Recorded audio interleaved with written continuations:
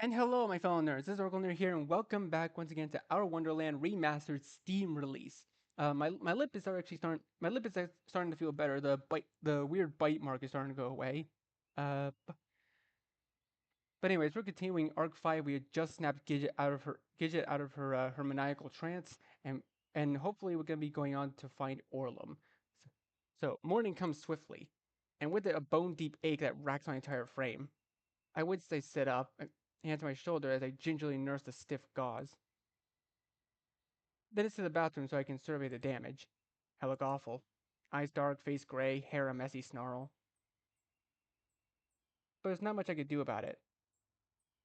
So instead, I simply do my business before wandering out into the hallway. It's empty, and when I glance to my left, I see the door to Genzo's room already open. The room itself vacant.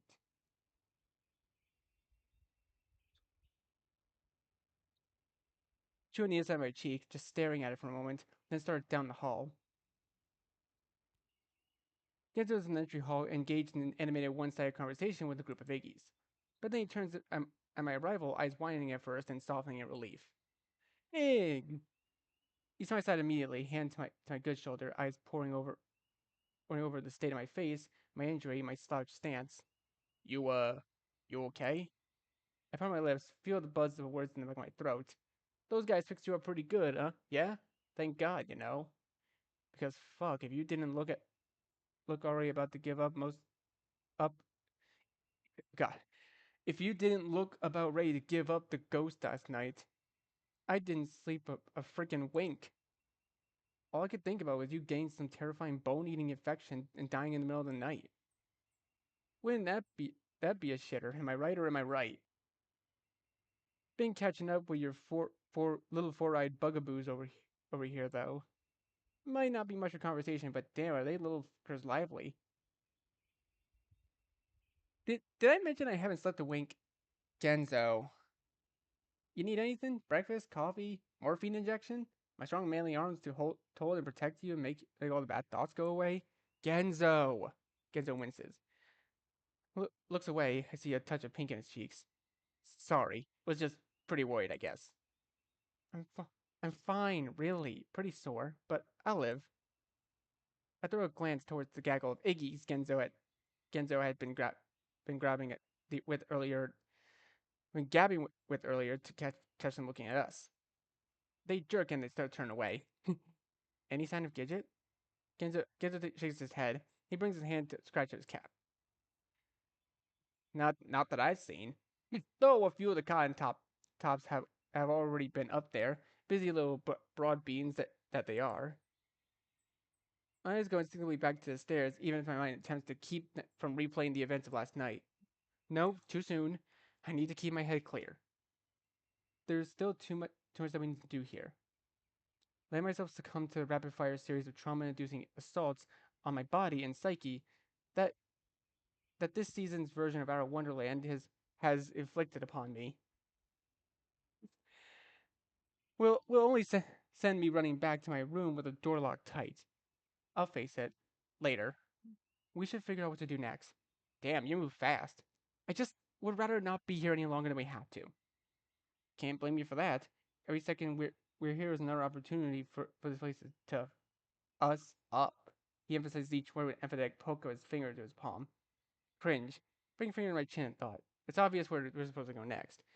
Not only because it's been where we've gone next every single time we've taken this goddamn plunge into purgatory, but also because by the time we reach the cabin, we all need to be there. I don't know how I know this. I just know. An important decision needs to be made there before we can move on. Before I can move on. Promise me that no matter what happens, you make your own decision, yeah? For yourself, not for anyone else. I'm not sure those words spring back to my why those words spring back to my head. The thought sends nervous trill up and down my spine, stirring my bowels. I shake my head toward them off. I guess we need to cross the lake then, I finally say, gaze going towards the door. We can't. A sudden voice nearly sends my heart into my throat. I spin around and fingers curl in anxiety to our claws. The lakes turn into acid. No boats can get across. It's Gidget. Only somehow in my heart I know it's the same Gidget as before. There's something different about them. The way they stand, the way they carry themselves, more confident. And quite handsome, too. They're just dumbfounded.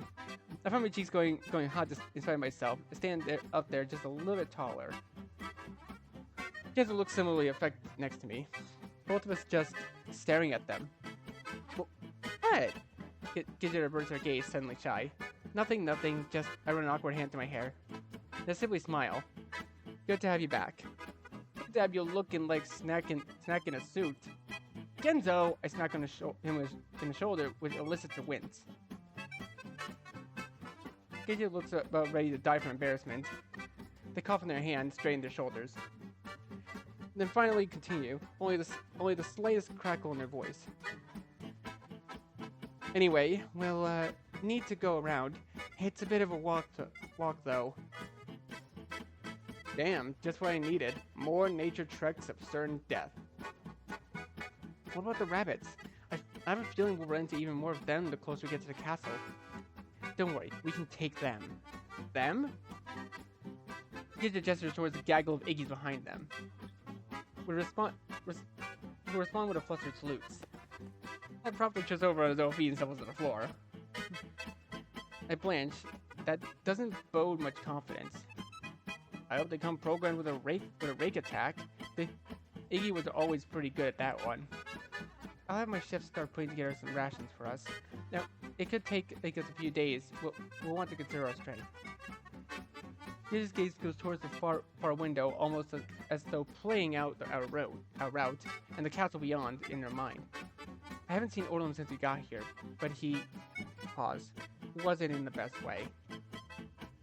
I see them bite down on their lip with a wince. At any rate, who knows what we'll find when we get there. My shoulders up and down my spine, when it sparkles at the base of my neck like anxious firecrackers. I press my lips together. I can feel it in my chest, that tangled mesh of fear and dread. Visceral enough to send snips and snaps up my arms and legs.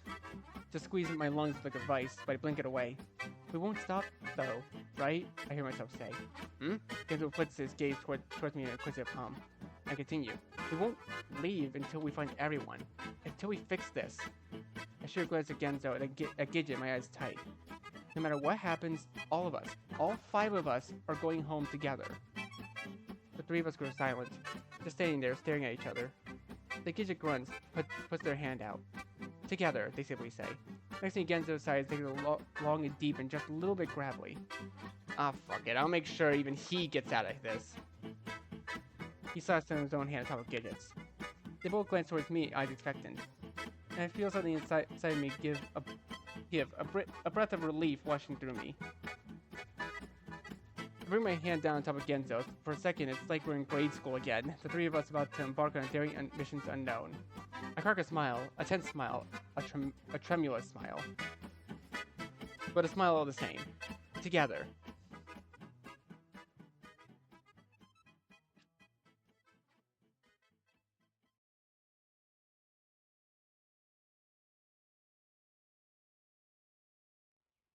We're gonna get the whole gang together, people. We leave the next day. We must make quite the sight. A lot of us tromping out of the manor, gaggle of Iggy's in tow, and carrying their little satchels of food and supplies and tools. The Iggy's that stay behind wave after us from the doors and windows. I can't help but feel like one of those RPG heroes leaving their hometown for the first time, out to start a grand new adventure. Or a war. Whichever comes first. The thought makes the spit get stuck in my throat. I shave off the mental images of the knives and cauldrons and cattle prods and turn my gaze towards Genzo, Gidget instead. Both of them offering a smile. Right. We've got this. We definitely got this. And then we're off. Past the houses and hedges and cobblestone streets.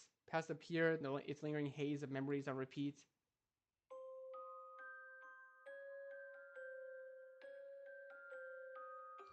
Back into the woods. Into the sea of pinks and purples and persimmons. We try to stay close to the lake at first. The tighter the circle we trace, the shorter the journey after all. But the gr- but the ground quickly becomes hard to maneuver, all uneven crags, rocks littered amongst the silt and sand. So we forge a wider circumference, where only an occasional triangle of brush can slow us down. The going itself is uneventful. Despite my misgivings, the path is clear, nothing and no one in the surrounding wood. Not not in a particularly eerie way either. The sort where you know something is watching you. No, feels familiar somehow.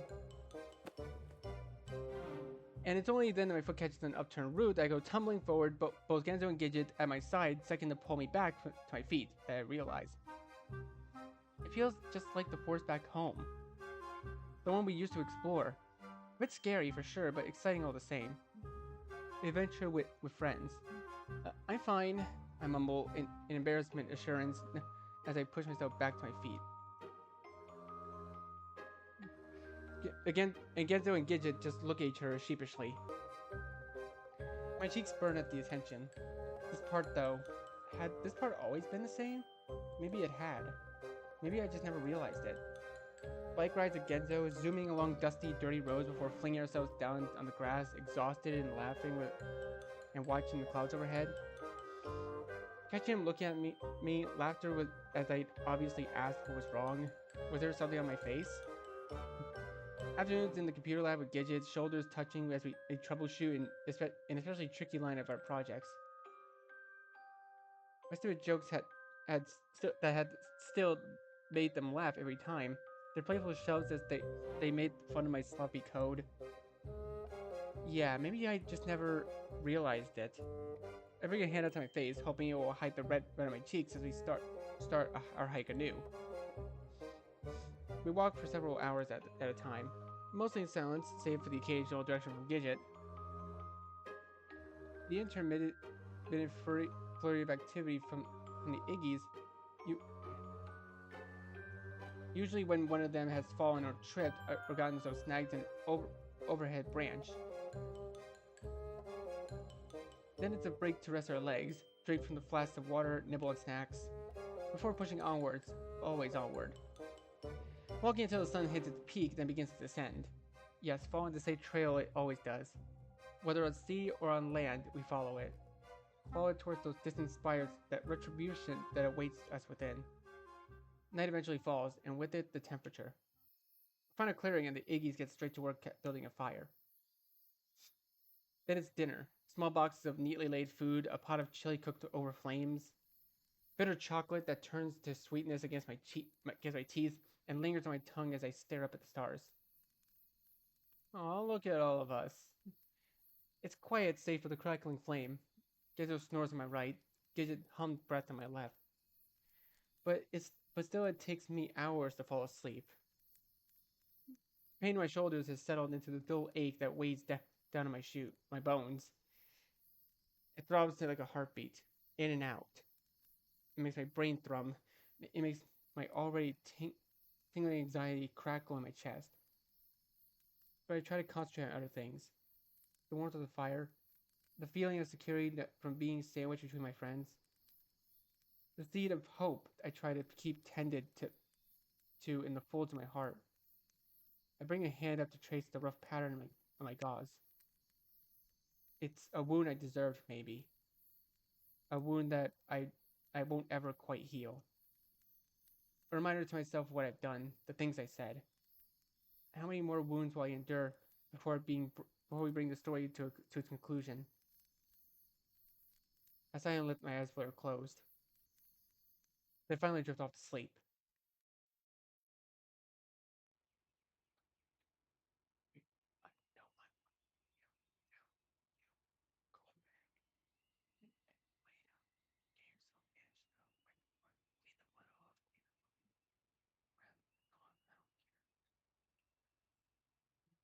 When the Yankees wake us up, I feel like I've already barely slept a wink.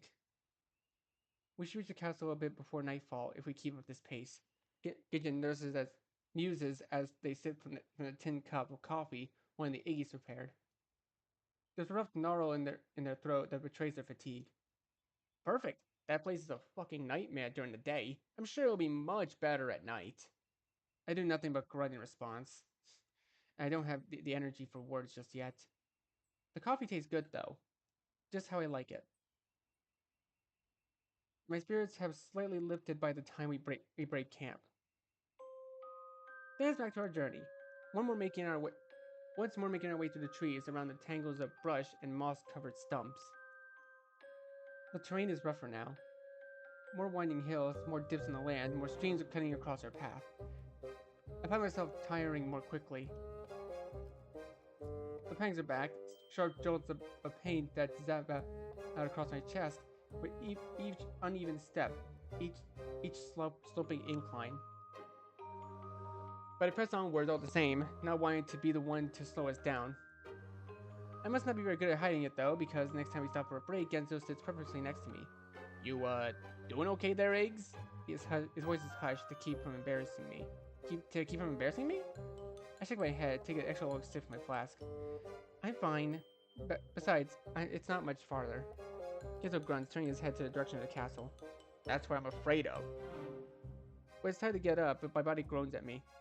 My chest is on fire. I feel like my feet feel like they're tied to two giant anvils. But I push through it, jogging to catch up with Gidja and Genzo at the front of the line. Don't push yourself, yeah? I see Gidja's eyes cloud with worry as they look back at me. Too late for that, Gidja says with a laugh. Guy's been pushing himself since the moment we stepped out the door. Hey! Except it comes out of a cough that racks my lungs and sends copper-coated phlegm out the back of my throat.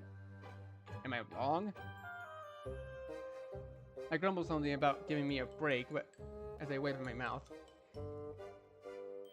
And then we're off. A bit slower this time, I notice. High noon turns to afternoon, turns to evening. A marbled sea of pink and purple and yellow overtakes the sky. But our surroundings haven't changed much. Still the same expanse of trees, only darker now. The sun's light fading for the second time. Are we gonna make it by nightfall? I cough again, my lungs are burning. We may have veered a bit further than I thought. Gidja stops to survey the surroundings, which is mildly concerning considering I hadn't planned on us spending their night out and the gate suddenly jerks to the left, my body tensing. What is it? My own shoulders give a jump, arms bristling with a sudden unease. Gidja stares off into the brush, but ultimately shakes her head. Nothing, a grimace. Thought I saw something is all. Bone-ass deep fatigue'll do that to ya.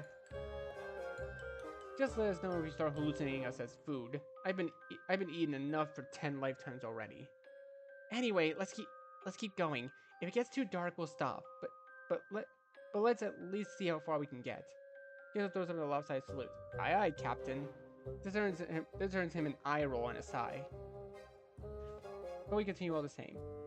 The trees are casting long and dark shadows across the ground now. Already our field of vision has decreased substantially.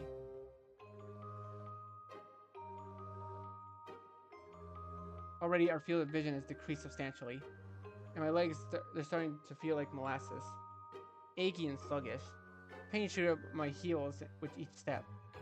Pain shooting across my chest and shoulder. Pain shooting up my back of my neck, throbbing my skull. Try to tell myself it's understandable. I've incurred a serious injury after all. And have now been walking for 2 straight days out in the middle of the woods. But I can't help but feeling the guilt tugging at the nape of my neck. We slowed down because of me. We would have been there by now if it weren't for me. I bite down on my tongue until I taste copper it fills my mouth.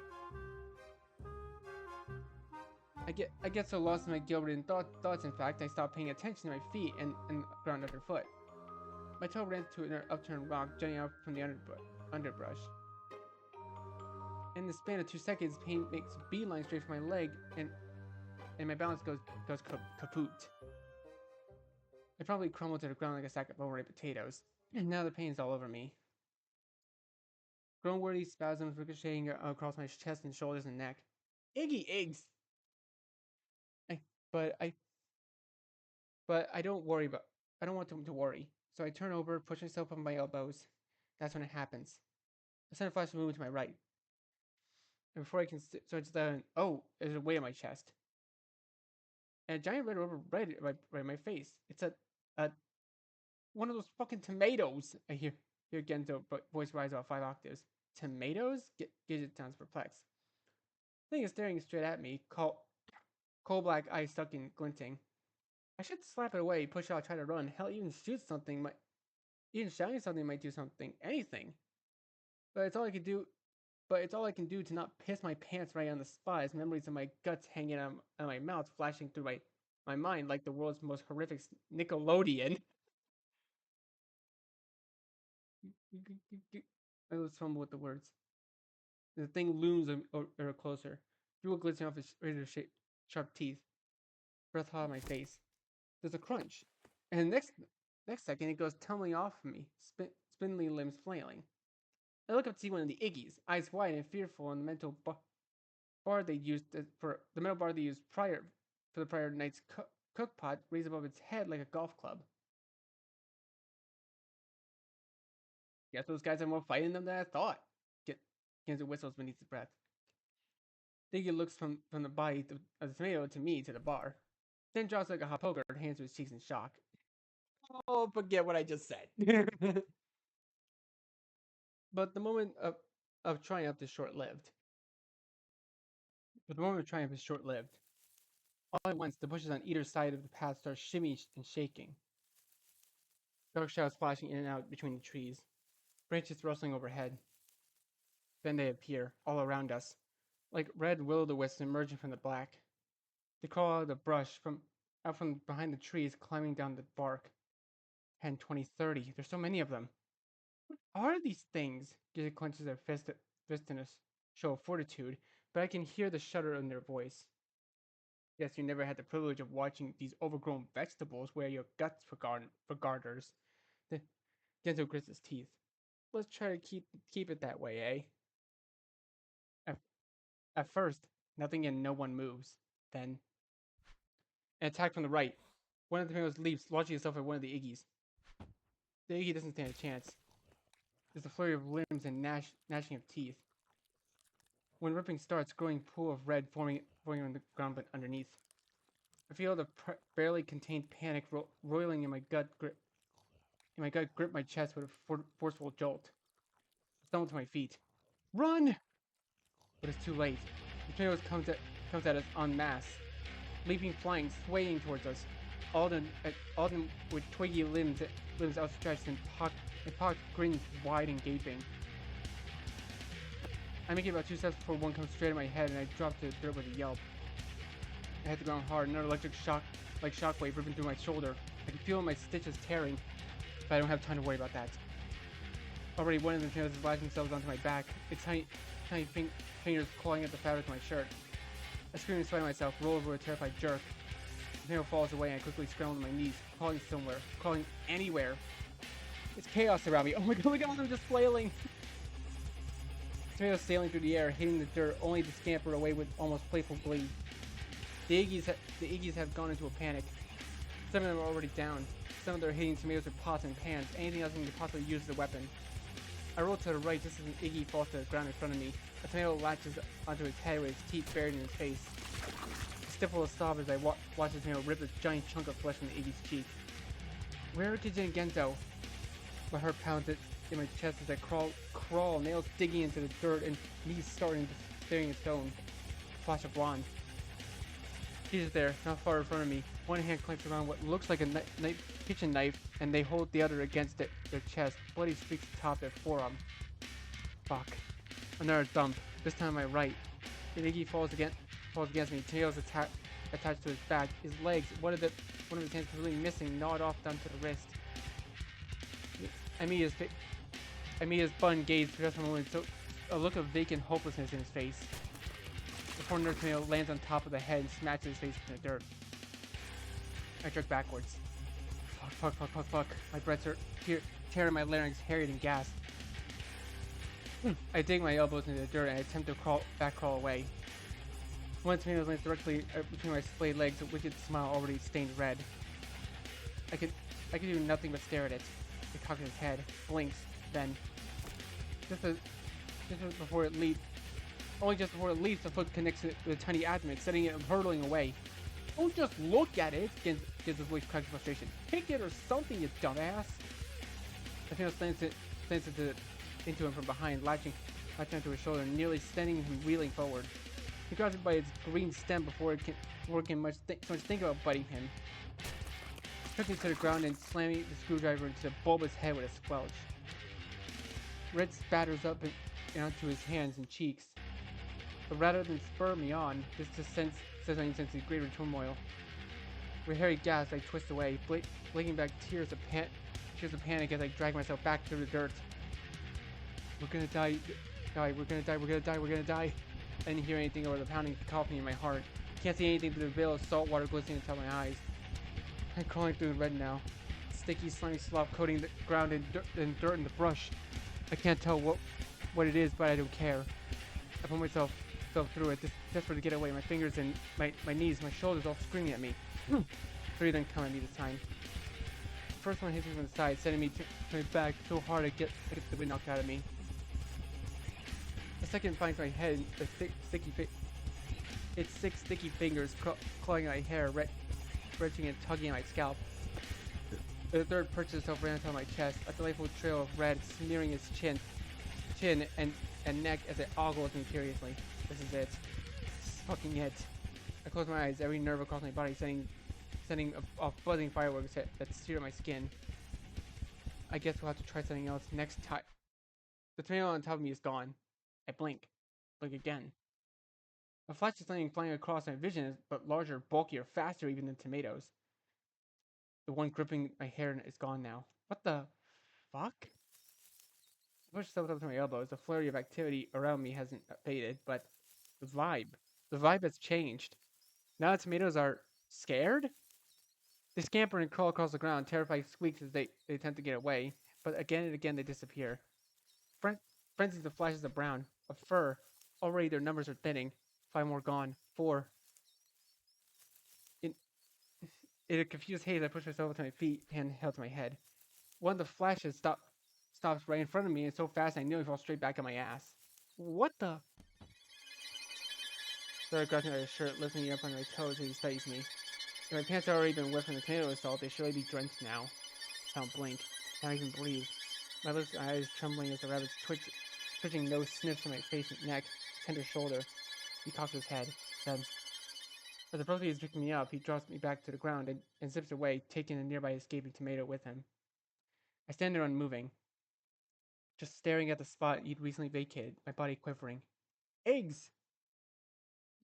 I turn my gaze vacantly to see Genzo scrambling towards me, the part of his face not covered in red splotches as white as a ghost's. He comes so fast I nearly ran straight into me, stopping himself just in time and looking at me up and down in frenzied jerks of his head. God, fuck, God. He wipes his forehead, wipes it again. You're alive. Thank God, fuck, God. He keeps repeating over and over. His fingers shaking, his eyes strained. He looks about as shell-shocked as I feel. 16 more seconds and he wouldn't have been. Gidget limps over with a grunt, nursing their arm. They look equally as rough, scratches lining their cheeks, red staining their clothes. What the hell is even going on? We turn and watch the last struggling tomato gets whisked away by another flash of brown and fur. Then the forest goes eerily silent. The scene around us looks like the aftermath of a massacre. Puddles of oozing red glistening atop the dirt. Strewn happy in limbs caught on stems and twigs. Pink insides hanging from the tree branches. My stomach gurgles as I take it all in. Take in the sight of all those Iggies, all those me's lying in pieces across the floor, their innards laid bare. Now that the panic is starting to fade away, it's beginning to replace a cold feeling of disbelief. And my legs, arms, entire body begins to shake, clammy chills clutching at my frame. I bring a hand to my mouth as bile rises back my throat, then drops to my knees. Eggs! Gives us a second, hand to my shoulder. He doesn't say anything else. Just rolls my back in wide circles as I upchuck the pound cake I'd eaten during our break, not more than 20 minutes ago, all over the ground. Movement. A rustle. then another. Surviving Iggy started pushing themselves back to their feet. 1, 2, 3, 4, 5. I count 9 of them rising from the viscera-strewn path. Some of them look relatively unharmed, nothing but a few scratches and bruises. Others are clearly worse for wear, long gashes on their fronts and backs, a few of them missing eyes and fingers. As they get to taking stock of our remaining troops, they curse under their breath. That's not gonna help morale. A pause. Where's our conquering heroes, though? We no sooner the words left their mouth than there's a flash from the right. With a shudder of the bushes, the rabbit lands in the middle of the recuperating gaggle of Iggy's. A few of them stumble backwards in surprise. He rises to his full height, looks around. Another flash, another shudder, and a second rabbit appears, a third. But they're not wearing the usual armor, far from it. They seem to be geared up as a kind of wooded recon work, garments light and airy, their normally boot-clad feet feel free and nimble against the ground. They glance around at their handiwork, or at the strangeness of our group, then turn to us. Gidget steps in front of Genzo and me, their hand held out protectively. State your purpose, rabbits. It goes silent, the rabbits just staring at us. Then a call from behind. Saving your sorry asses, apparently, though you seem awfully ungrateful. The three of us spin around and see a fourth rabbit standing behind us. He lets go of the severed tomato head he's been holding and spits and wipes his nose. Nobody says anything. Jerry? I rise to my feet in disbelief, disbelief coloring my voice. In a half second, 3 things happen. First, I realize I have no idea how I could possibly know this rabbit's name. Second, my mind is all at once filled with strange visceral memories of the fire and brimstone and magic and about a million other things that can't possibly be real. Why would my friends look like that? Not and throaty. Oh hell no! And goes stomping towards Jerry, finger pointing criminally in the air. I think I know why he's acting like this, but y'all are gonna have to watch my video of our fantastic Wonderland in order to find that out. Genzo, I guess that's how it already started.